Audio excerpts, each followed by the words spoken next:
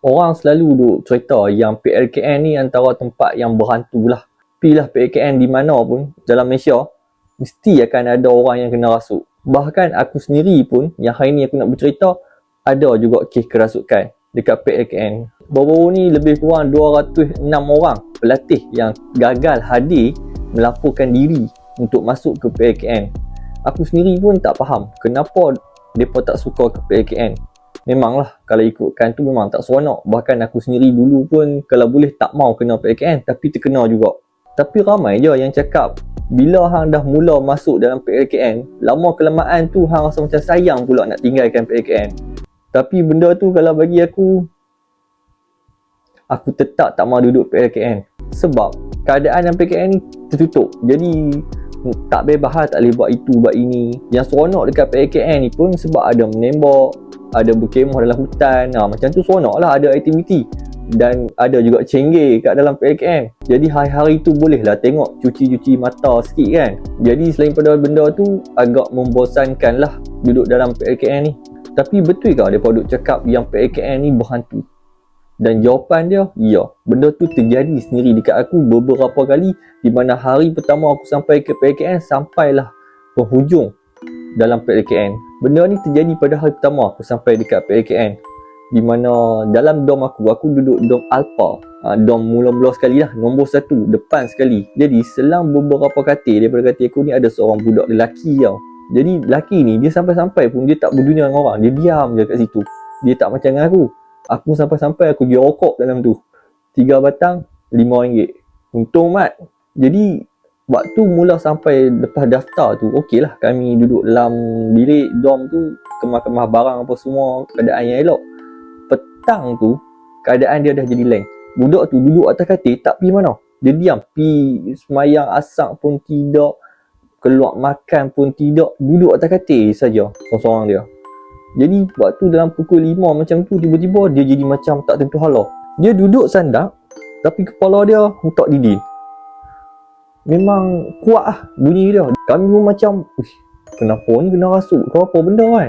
Jadi kawan-kawan dekat dalam dom tu pun cubalah untuk halang supaya dia tak buat lebih teruk. Mungkinlah kami masa tu kami ingat dia kena kerasukan hantu lah kan. Jadi salah seorang daripada kami pergilah panggil warden untuk tengok kan apa yang terjadi.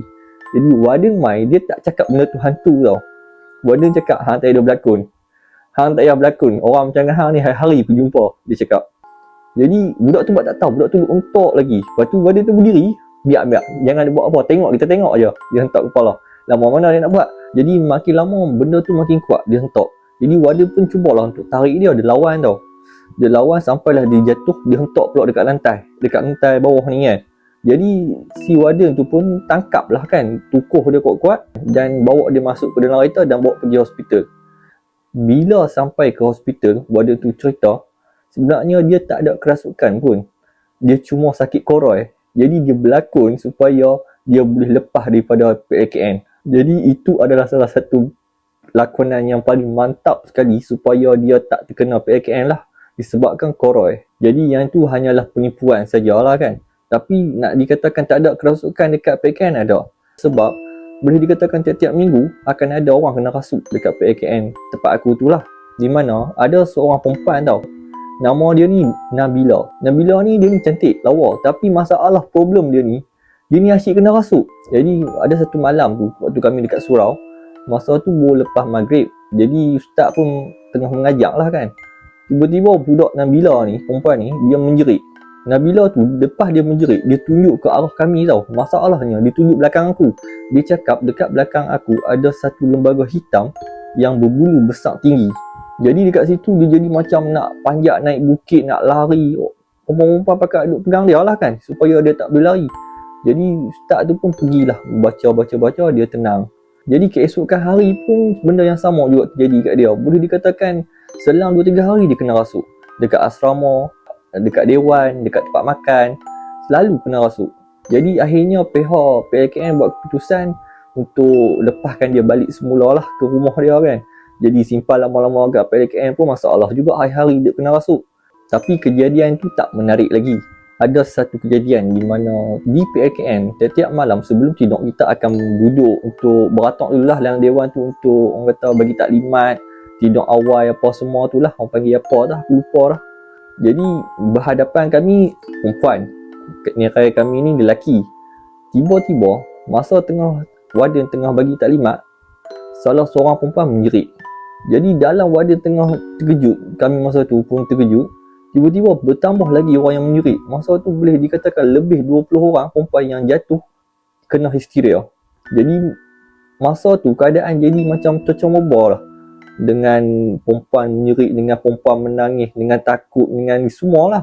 Jadi masa tu ustaz suruh orang lelaki buat bulatan untuk tutup perempuan-perempuan tu supaya tak lari tau. Jadi selepas kami buat bulatan, salah seorang daripada kami ni pelatih azan. Bila azan, salah seorang warga India kena rasuk hantu monyet pula. Tiba-tiba dia pula jadi macam hantu, depa panggil lah, tiba-tiba dia jadi macam kerasukan, yang mana mereka panggil itu sebagai hantu monyet. Kat situ dah jadi satu masalah, di mana yang lebih 30 orang masa tu perempuan kena histeria, tiba-tiba bukan orang Islam pula kena rasuk hantu. Nak baca lantang apa, lagi mengaji, lagi teruk. Jadi mereka pun panggil ada satu orang Cina ni kan, dia ni pandai berubat tau. Dia lari masuk dom dia pergilah ambil satu kain kuning, di mana dia ambil kain tu, dia tampai dekat belakang lelaki India tu lah yang kena kerasukan tu, untuk baca bahagian mereka lah, Buddha punya style kan. Baca, tak boleh lah sebab dia dengar azan kat sebelah. Dah kali ustaz asingkan untuk orang yang bukan Islam kena rasuk, pergi tempat lain, orang Islam duduk kat sini saja berubat. Tengah-tengah macam ubah, kawan aku ni, dia boleh mai dekat aku dalam keadaan yang takut.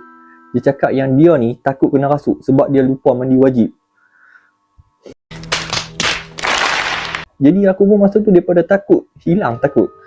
Aku cakap lah yang aku pun, mak aku bukan nak tahu hantu tu dia pilih orang mandi wajib ataupun tidak kan. Jadi kejadian-kejadian tu selalu terjadilah kat dalam PLKN. Mana-mana tempat pun sama saja. Jadi pesanan aku kepada hampa yang baru masuk PLKN, berhati-hati.